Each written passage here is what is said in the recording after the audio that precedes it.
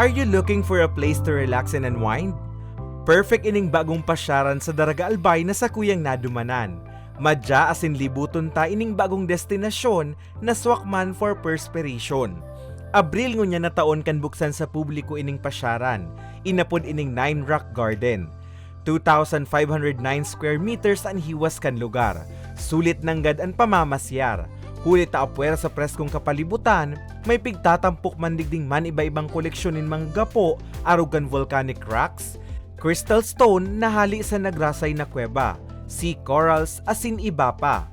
May mga antigo mandigding kagamitan na koleksyon kantag sa diring si Nathaniel Alcera. Sigun sa iya, inapod din da ining Nine Rock Garden, huli ta swerte na pigtatao sa inda ka numero 9. Asin kan akin indang amin na maaram sa kinaban na si Peter na ang mawot sa bihon, rock o gapo. Ang theme na gusto mi digdi yung mailing is gabos na gari artwork or rustic theme made of wood, stone, and metal. Antes mahilingan gayon kan pasyaran, you better be ready. Hulita may perang metro man natuto ka doon. Rustic ang tema kan lugar, perfect man syempre pang groovy o kaya naman pang selfie. Asin ang pinaka-exciting sa gabos, ang giant hammock na sa kuya man na pinurbaran. Apwera sa relaxing na tambayan sa laog kang pasyaran na ini, saro ini sa pigdadayo asa inday nang pigpapalampas kan mga turista. Swak ang lugar pang pamilya, pang barkada, no need magbalon. May bababakal man kaya digding mga pagkakan asin inumon.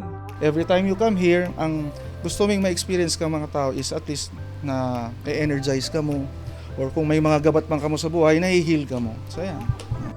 Sa ngunyan, abuton pa sa nasa 30% na haman ang pasyaran. Alagad kadakol pa digding dapat pakaabangan. Look at the place, you would see a very good view of Mayon and then Daraga and then Albay. So makakaigwa ka digdi. Very, very strategic ang place kasi igwa kang very 360 degree view no, of Albay, Daraga, mahiling mo sa simbahan kang Daraga digdi and then a good view of Mayon Volcano. Sa mga mawot magbisita magpasiring sa nasa Barangay Tagas, Lunes sundo Domingo, pon alas 7 nin aga hasta alas 6 nin banggi, bukas ang pasyaran. Sa kantidad na 20 pesos, syerto kung mababasog ka sa kaugmahan. Para sa mga baretang tatak Bicol, Carmelo Balia.